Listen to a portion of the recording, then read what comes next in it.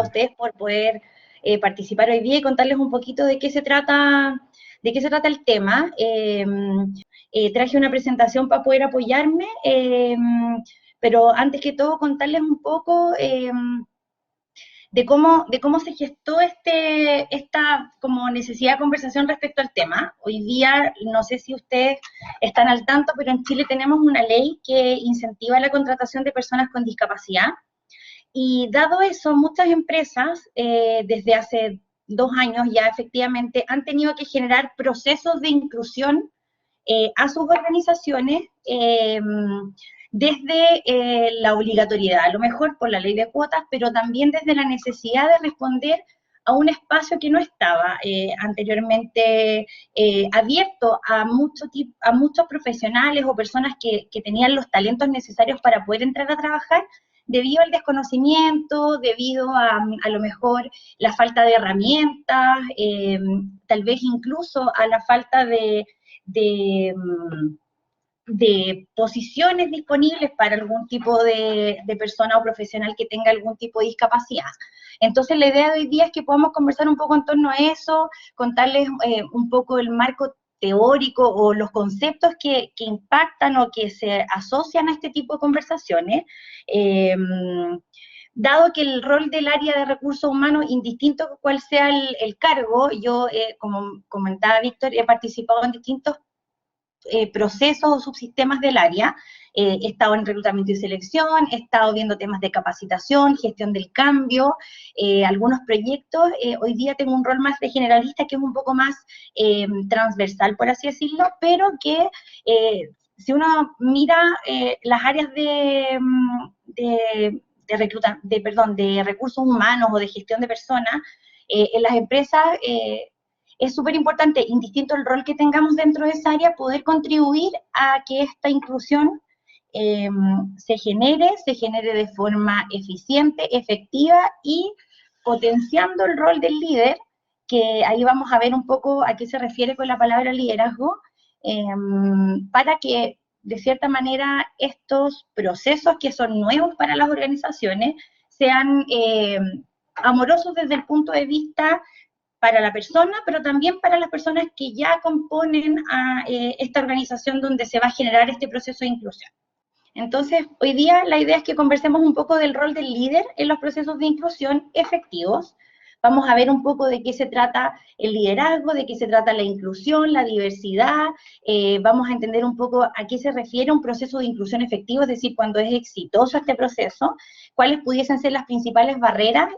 Entonces, para partir, me gustaría que revisáramos el concepto de liderazgo. Si uno piensa en el concepto como propiamente tal de un líder, puede pensar que el liderazgo es un conjunto de habilidades que tiene cualquier persona para poder influir en la forma de ser o en las acciones que tiene otra persona o un grupo determinado.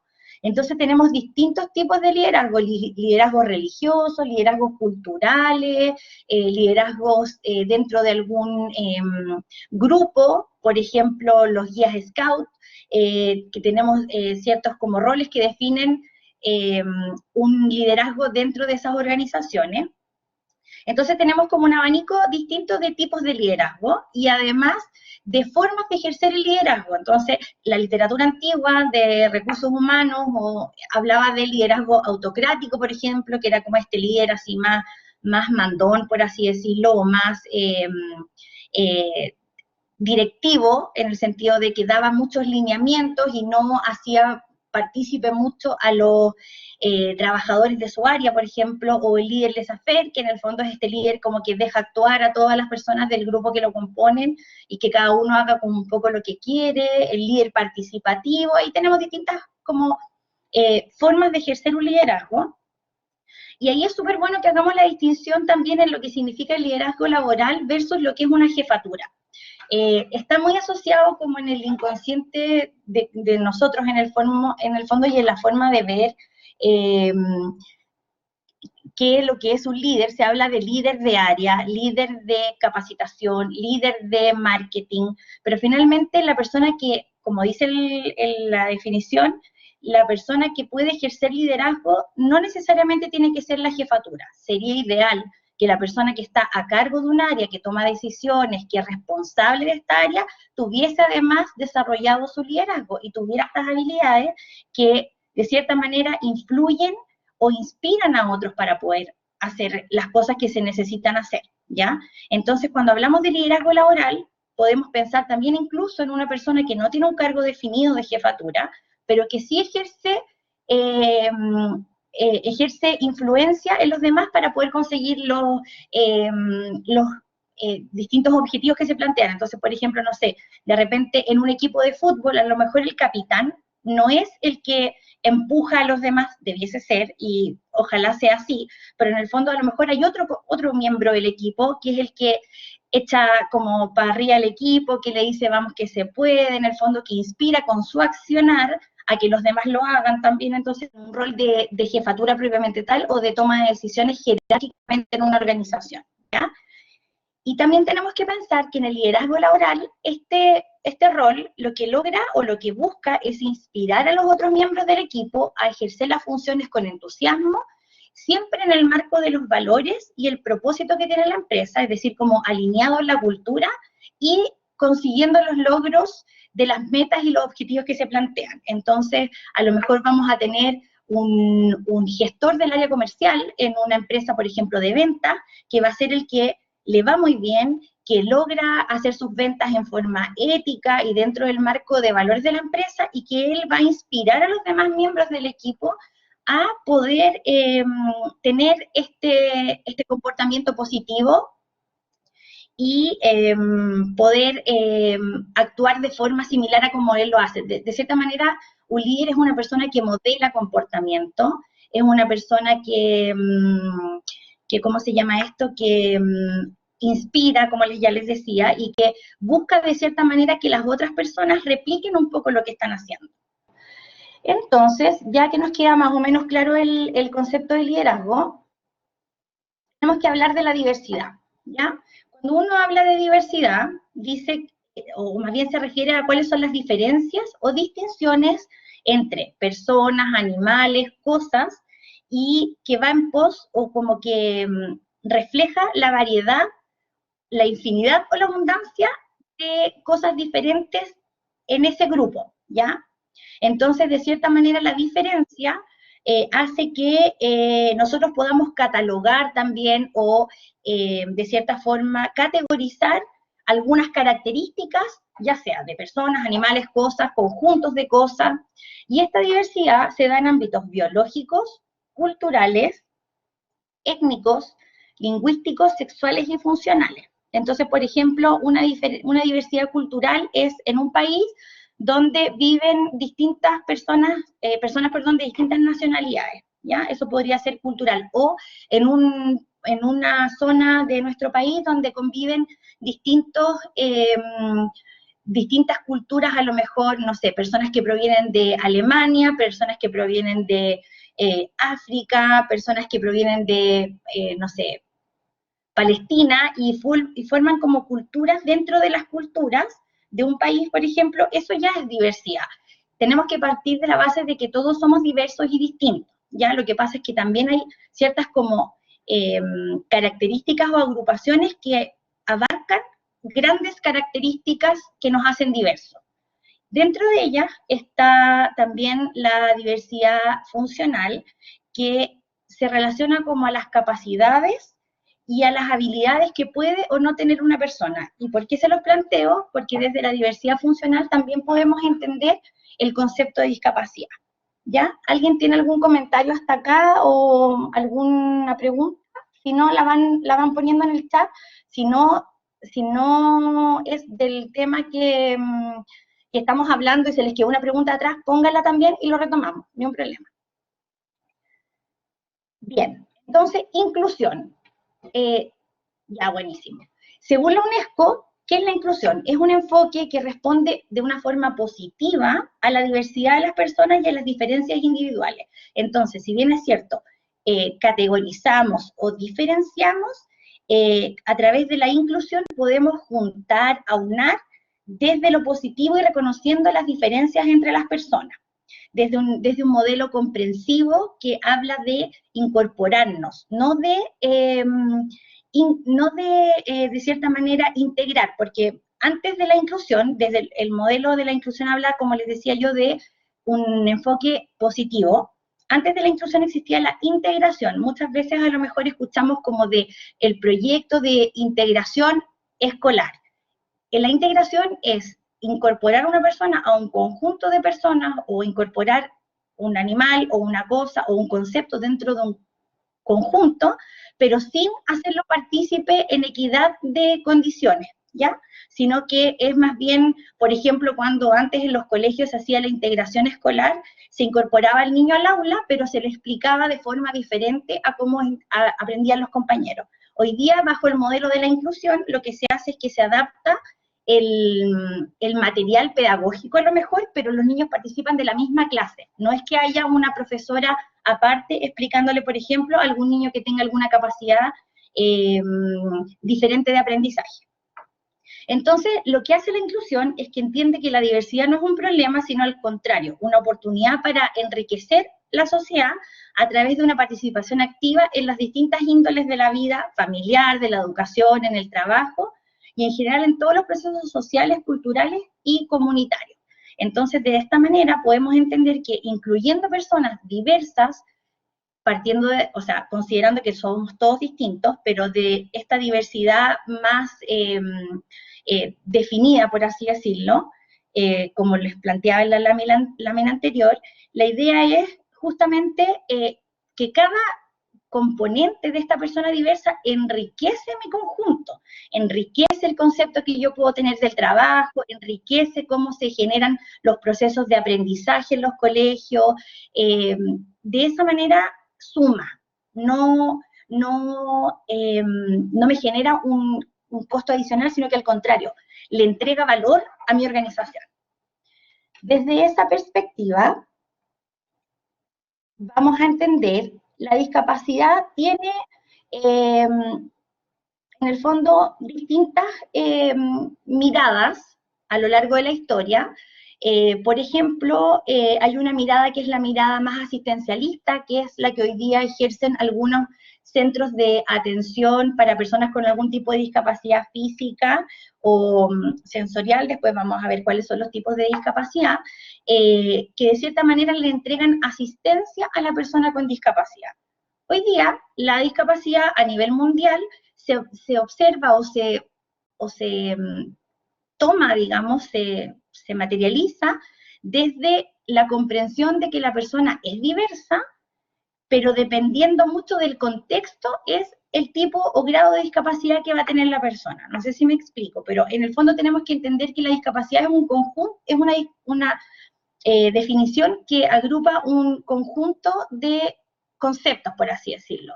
Podemos entender que es una condición de salud, la persona puede tener algún trastorno, alguna enfermedad que gatilló esta condición de salud, pero además están las funciones y estructuras corporales, que era la diversidad funcional que yo les comentaba al inicio. Además, cuáles son las actividades y de qué forma la persona que tiene algún tipo de discapacidad puede participar o no en la sociedad. Entonces tenemos factores ambientales, que son las barreras o las cosas que facilitan, y también los factores personales. Entonces tenemos que entender que el grado de discapacidad que pueda tener una persona va a ser distinto dependiendo del contexto donde esté. Por ejemplo, si hoy día yo tengo que ser usuaria de silla de ruedas, por ejemplo, en Santiago Centro, mi nivel de discapacidad probablemente va a ser más alto a que si lo soy en Madrid, porque resulta que Santiago Centro hoy día no tiene las condiciones físicas para poder facilitar el desplazamiento de una persona en condición de discapacidad que utiliza una silla de ruedas, ¿ya? Versus a lo mejor que una ciudad que efectivamente tiene rampas, las veredas son de un ancho que cabe la silla de ruedas, que no tiene estos adoquines que se salen. O sea, yo me imagino que las personas que conocen Santiago y que han estado en el centro han visto cómo están los adoquines todos levantados. Una persona que utiliza silla de ruedas puede trasladar de esa manera en forma fácil. A lo mejor lo logra, pero con un esfuerzo muy alto. Entonces, de cierta manera la discapacidad va a depender un poco de cuál es, lógicamente, la condición de salud, pero como además, entonces, de cierta manera, los factores ambientales, dónde vivo, dónde me desempeño, cuáles son las barreras que hay en mi comuna, y también los factores personales, es decir, a lo mejor cuánta disposición tengo yo para poder hacerme cargo de mi discapacidad, sobre todo cuando hay una discapacidad adquirida es complejo porque nosotros o la persona que tiene esa discapacidad de cierta forma nació sin ese problema funcional y tuvo que hacerse cargo en el camino de la vida. Entonces, ahí también hay varios ajustes que hay que realizar. Tenemos distintos tipos de discapacidad. Las discapacidades generalmente se catalogan en 4 grandes grupos. La discapacidad física, que son personas que a lo mejor tienen algún problema de movilidad, utilizan silla de ruedas, tienen alguna prótesis, tienen alguna amputación de algún miembro superior o inferior. La discapacidad mental, que aquí tenemos las enfermedades o más bien los trastornos psicológicos también o psiquiátricos, no sé, por ejemplo, el síndrome de Down también se puede catalogar dentro de una discapacidad mental, pero también la esquizofrenia, el trastorno afectivo bipolar, la depresión mayor, la epilepsia también, discapacidades sensoriales que tenemos las personas sordas, personas con discapacidad visual, y la discapacidad visceral, que es que en algunas definiciones se incluyen dentro de la discapacidad física, pero la mayoría se divide, pero la mayoría de las veces se toma como una discapacidad, como un grupo aparte, y son las personas que tienen, por ejemplo, algún problema en algún órgano y que no pueden ejercer su vida en plena satisfacción o participar plenamente en la sociedad producto de esta situación. Por ejemplo, alguna persona que se realiza diálisis, alguna persona trasplantada. Voy a volver acá sobre la pregunta de por qué hablar de personas con discapacidad versus capacidades diferentes.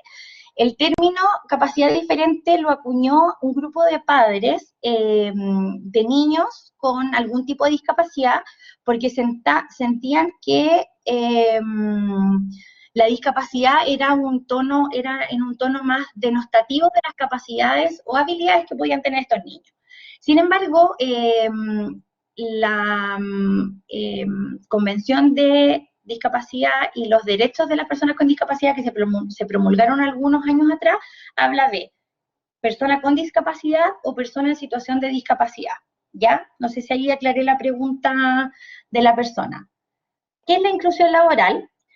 El año 2017 se aprobó la ley de inclusión laboral o la ley 21.015, que entró en vigencia en abril del 2018. ¿Qué es lo que hace esta ley? Lo que hace es incentivar a través de una ley de cuota la inclusión de personas con discapacidad en las empresas. ¿Qué significa eso? Que en el fondo todas las empresas sobre 100 trabajadores tienen que tener al menos el 1% de la dotación de su personal con algún tipo de discapacidad. ¿Y cómo se acredita eso? La persona tiene que estar inscrita en el Registro Nacional de Discapacidad. Cuando uno tiene una discapacidad puede ir a la CONPIN, le hacen una evaluación y le entregan un carnet que es del Registro Nacional de la Discapacidad, que acredita que uno tiene una discapacidad y en qué porcentaje y de qué tipo de discapacidad estamos hablando. Para que una empresa pueda, de cierta manera, acreditar que el 1% de las personas contratadas tiene algún tipo de discapacidad, la persona tiene que tener algún tipo de acreditación, ya sea la credencial o recibir alguna pensión de invalidez de cualquier tipo de régimen previsional, puede ser del Estado o de alguna FP. Generalmente, las personas que tienen algún tipo de pensión de invalidez son personas que han adquirido discapacidad, por ejemplo, en algún accidente laboral, ¿ya? Esta ley también lo que hace es que prohíbe cualquier acto de discriminación arbitraria que de cierta manera impacte la igualdad de oportunidades o trato en el empleo. Entonces como que raya un poco la cancha y nivela. Entonces dice, perfecto, vamos a...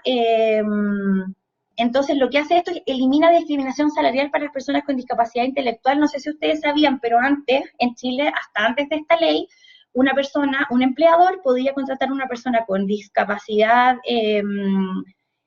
intelectual y pagarle lo que él quisiera. Por ejemplo, si lo contrataba para trabajar en un supermercado de reponedor, le podía pagar 10 lucas al mes y esa persona estaba de acuerdo, porque la ley chilena no establecía de que en el fondo todas las personas teníamos acceso al salario mínimo. Hoy día esta ley regula eso. Y lo otro es que se pone o se implanta,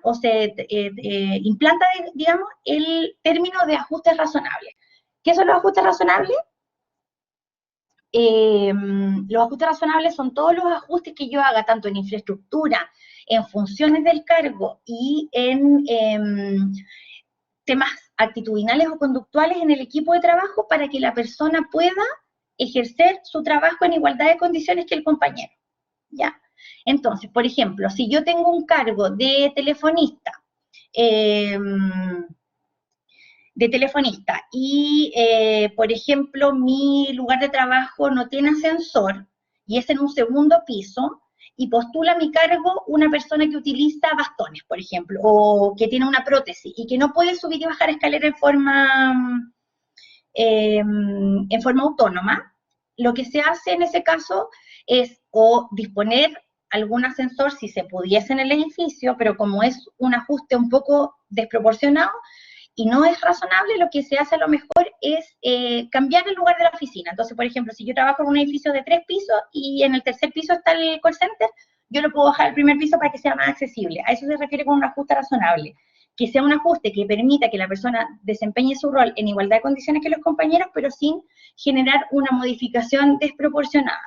Otro ajuste razonable, por ejemplo, es que si una de las funciones del cargo, por ejemplo, es contactarse con proveedores, y ese contacto con proveedores es a través del teléfono, y yo tengo una persona sorda que postula mi cargo y está competente para poder hacer ejercer bien el puesto, lo que yo podría hacer a lo mejor es migrar el contacto de los proveedores, en vez de que sea por teléfono, que sea a través de mail.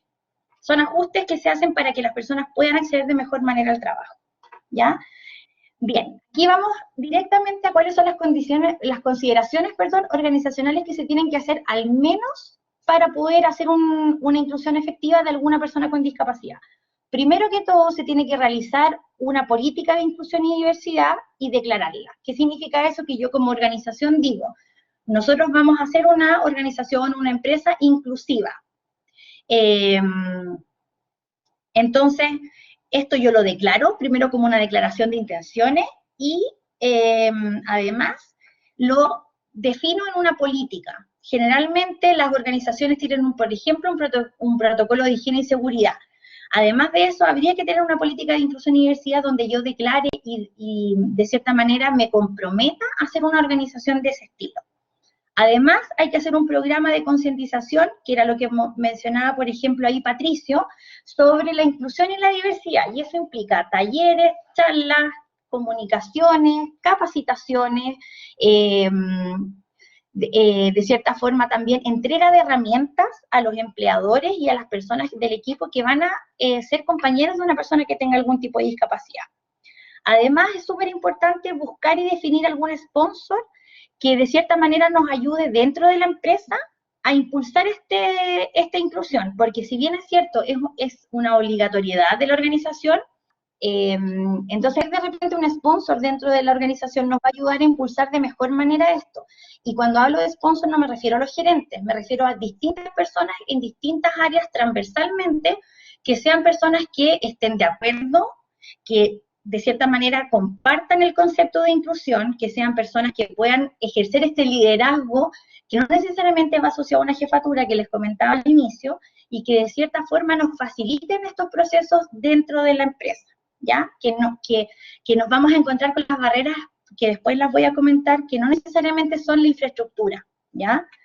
Otra cosa es súper importante considerar cuando hacemos una inclusión, revisar todos nuestros procesos, procedimientos y la normativa interna de la organización. Por ejemplo, si yo trabajo en reclutamiento y selección, no puedo tener un proceso de reclutamiento y selección que no sea inclusivo o que no sea igual para todos. Por ejemplo, si aplico un test de evaluación de personalidad, no puedo de cierta forma hacerlo para algunas personas y para la persona, por ejemplo, que tiene una discapacidad visual, no hacerlo, porque no es capaz de ver el test.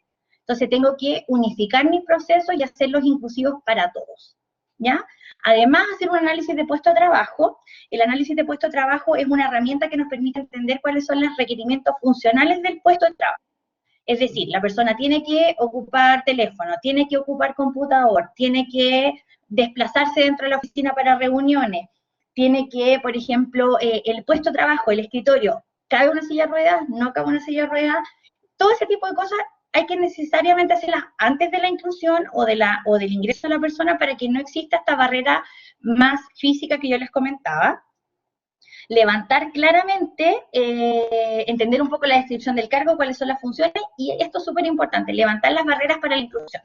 Entonces, entender, en este equipo donde yo voy a permitir o voy a insertar una persona con algún tipo de discapacidad, las personas son afables, o son un equipo que está con algún problema de clima, donde eventualmente el líder a lo mejor no es tan facilitador de los procesos. Tengo que saber bien también cuáles son mis barreras. No sé, si es una organización súper buena onda, súper cálida, donde se trabaja muy en equipo, va a ser mucho más fácil que en una organización que sea más jerárquica, que no haya tanto contacto como emocional dentro de la misma empresa. Y, por supuesto, hacer un seguimiento a las personas que se contratan, sus jefaturas y el equipo de trabajo. Es decir, la persona ingresa y yo no me puedo olvidar del tema, así como ingresó la Pilar, que le vaya súper bien, pero nunca más le pregunté cómo se sintió, cómo está su puesto de trabajo, cómo va a almorzar o no con los compañeros, el jefe le da feedback o no le da feedback. Todo ese tipo de cosas hay que verlas después, porque generalmente las primeras 2 o 3 semanas las cosas funcionan más o menos bien, y todo nos ha pasado cuando hemos entrado a un trabajo nuevo que hay cosas que de repente incluso son aparte de una discapacidad, pero que efectivamente influyen en mi desempeño. No sé, por ejemplo, entro y no me invitan a almorzar los compañeros. Lógicamente mi motivación por el trabajo también va a decaer si yo no me ajusto bien al equipo de trabajo, ¿ya? Bien. Entonces, cuando hablamos de un líder inclusivo, independiente si esta persona, insisto, está en un rol de jefatura o es un líder más bien espontáneo dentro de los equipos, es una persona que tiene que ser sin miedo al cambio, que sea muy abierto a incomodarse o a ponerse en situaciones incómodas, porque van a pasar situaciones incómodas, que tenga tolerancia a la frustración, porque a lo mejor, o más bien, siempre cuando hay una persona nueva en un equipo, eh, de cierta forma, hay problemas, po. Entonces, de repente, cuando hay una discapacidad social, hay a veces más problemas, a veces no, pero puede pasar. Tiene que ser una persona empática, que esté disponible a darle este esfuerzo y esta energía a este proceso, que inspire y que también sea inquieto, porque en el fondo estos líderes no pueden ser personas que sean solo responsivas a lo que venga la consultora externa a decirle, a lo que venga el área de recursos humanos, a que venga el jefe y le diga como, oye, ¿cómo te va? Tiene que ser una persona que tenga inquietud también de aprender y de poder desempeñarse de una forma positiva al respecto, ¿ya? Muchas gracias a todos por participar, por las preguntas súper buenas. Esta pega es de todos, así que vamos impulsando el tema. Alguien por ahí tiró mi LinkedIn. Si alguien tiene más dudas o quiere conversar, mándeme un mensaje, feliz de conversar sobre el tema. Lo que pasa es que yo cuando estuve en el seminario Santo Cura de Ars para la formación sacerdotal, en ese proceso de formación a nosotros nos envían a distintas partes para trabajar tanto con jóvenes como con niños.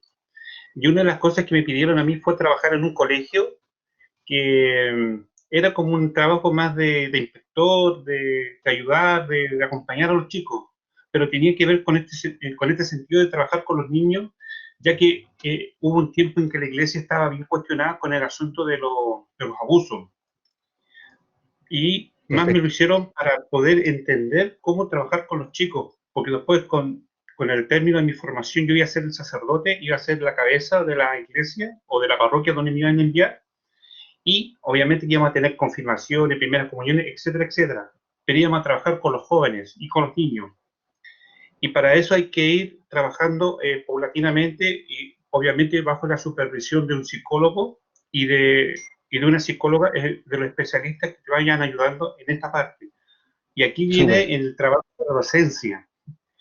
Fue en este colegio que vi el trabajo de los profesores y el trabajo y el encanto de los niños de acompañarte y de verte y conversar contigo, porque para ellos es nuevo o es novedoso ver a una persona vestido de negro, con su cruz y qué sé yo, y dando testimonio de Cristo. Para ellos fue tan impresionante que hasta el día de hoy todavía tengo contacto con algunos que los conocí en cuarto, ahora están en octavo, otros están en primero medio y todavía tengo contacto con ellos. Eso, por ahí nace mi vocación a la docencia. Súper, súper. Y cuéntame, tú ya estás estudiando con nosotros. ¿Cuánto tiempo llevas estudiando actualmente en UTEL? Ah, mira, yo llevo con ustedes, empecé en el mes de julio de este año Perfecto. y fue una casualidad, digo, que entré porque estábamos en el asunto de la pandemia, estábamos con todo esto encima, más las clases Ujú. online, pero resulta de que un día jugando con mis redes sociales se me apareció UTEL, me interesó, mm, empecé a mirar la plataforma de qué se trataba y en una de esas me llamaron por teléfono la señorita María José, que ella fue la que me invitó y hasta el día de hoy soy el hombre más feliz de estar estudiando porque aparte de eso estamos en este asunto de la conexión y me pareció fantástico, a pesar de que yo tenía mis prejuicios, pero hoy día lo encuentro bastante asequible y los tiempos que hoy día tenemos, que son muy acotados y no hay tiempo para para educarnos o para trabajar. No se puede hacer estas dos cosas a la vez.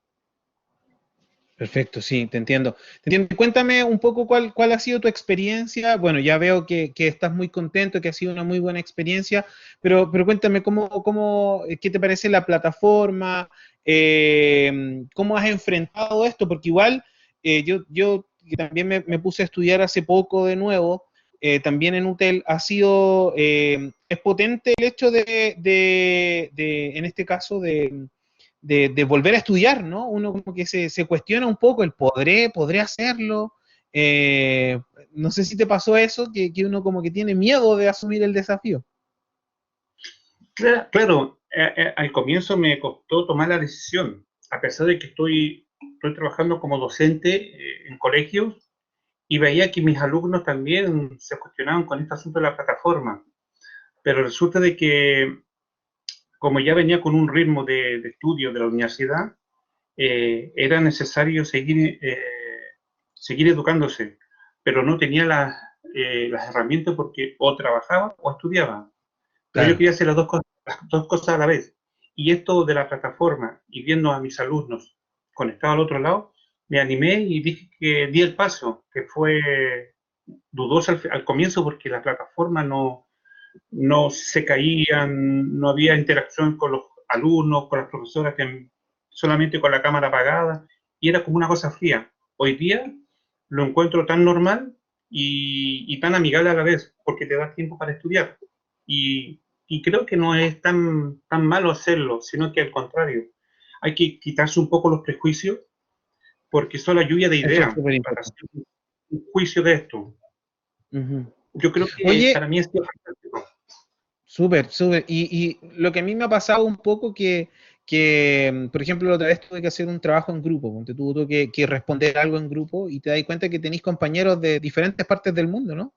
Que de repente tenía un compañero de Perú, qué sé yo, de Ecuador, otro de México. Igual es rico esa como unión que se da muchas veces, no sé, pues, a mí me tocó explicarle el cachai a varios compañeros, que yo decía mucho cachai, pero ¿qué significa cachai? Entonces, como que se da ese tipo de conversaciones, ¿no? Dependiendo obviamente de las elecciones que hagas en torno a tus evaluaciones. Pero eso de que sea una que te dé la posibilidad de estudiar con personas de otros países, viviendo en otros países, ¿qué te ha parecido? Mira, en eso, al principio, me hice de un par de amigos mexicanos. Con algunos de ellos converso habitualmente por chat, solamente por WhatsApp. Súper, Y a partir de eso también hemos aprendido a estudiar, nos hemos conocido y hemos conocido su cultura, que es totalmente diferente. Pero también claro. esto de la conexión ya no nos hace tan distintos mexicanos, colombianos, peruanos, no. Todos somos de la misma universidad o todos somos de la misma familia, digamos así, pero todos estamos haciendo el mismo trabajo, que al final, a largo tiempo quizás no los vamos a ver, tal vez, no lo sé, o quizás sí, pero estamos haciendo lazos de amistad en esto de las redes sociales. Y para mí, los chicos o las personas que me siguen o los seguimos, digo, en las redes sociales, no, fantástico. Como digo, tengo 3 o 4 amigos mexicanos y 2 colombianos, pero son padrísimos. Algunas palabras ya se me han pegado. Se van pegando, sí, Como chévere. Y bueno, de hecho, mira, Abel Madrid ahí en los comentarios dice que Hotel México fue la mejor experiencia de su vida. Que me imagino que es un poco lo que te está pasando a ti también, ¿no? Y en ese sentido, Fernando, cuéntame cómo ha cambiado un poco esto tu vida, qué ha significado estudiar con nosotros. Cuéntame un poquito. Pues mira, claro, resulta de que la carrera en la que estoy estudiando aquí es licenciatura en educación se da presencial. Y una de las cosas que yo quería era terminar, avanzar con la carrera, pero no se podía. Obviamente que ahora con UTEL se abren estas fronteras y se puede acceder no solamente a la licenciatura, sino que a muchas carreras más que te abren este foco, pero también te abren la mentalidad a lo desconocido, pero a un encuentro totalmente diferente, con el cual uno tiene que ir trabajando personalmente desde su interior, desde su convicción como persona. Y la universidad ha sido un pilar que nos ayuda, como la casa mater, donde nos estamos educando. Y ha sido fantástico, como te digo. No Qué tengo bueno.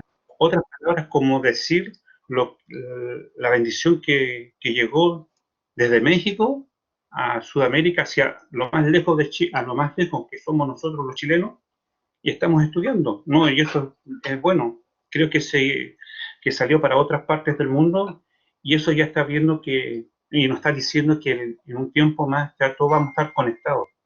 La universidad es una universidad que si bien es online, es una universidad que trae muchas cosas de la educación presencial. Por ejemplo, aunque sea una universidad online, igual vas a tener clases. Igual tienes clases donde puedes participar de manera sincrónica, como el símil de una carrera presencial, de una clase presencial. Tú tienes clases cada 15 días con el profesor ahí en vivo y en directo a través de Zoom. Y estas clases también quedan grabadas en la plataforma para que tú puedas, si es que no puedes asistir, porque obviamente la asistencia no es obligatoria, al ser una institución online no podemos obligarte a eso, sí puedes en este caso verla las veces que tú quieras. Además, nosotros tenemos otro concepto como universidad que viene mucho desde lo presencial, que es el tema de los ayudantes. Ya no solamente tú tienes al profesor, sino que también tienes ayudantes de la clase que en este caso te entregan posibilidades de ir subiendo puntos en este caso, de cada uno de los ramos, de tal manera de que tú tengas la opción de llegar, en este caso, un poquito más arriba en torno a tus notas, cosa que es algo súper, súper, súper prudente al momento de estudiar, sobre todo al momento de estudiar online. Recuerden además que cada uno de los estudiantes de UTEL cuenta con un asesor, con un coach, con un tutor que te va haciendo seguimiento tanto académico como administrativo, en este caso, de todo lo que tú necesites.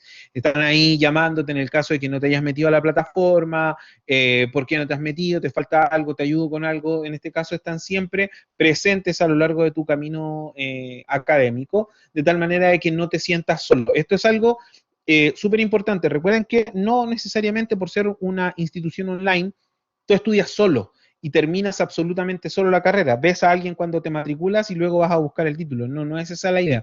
La idea es que tú tengas la posibilidad de tener personas acompañándote en este camino y que no suelten, digamos, tu mano para que obviamente puedan ustedes como universidad poder estar, digamos, alineados con lo que dice, alineados en este caso con la información que se les está entregando.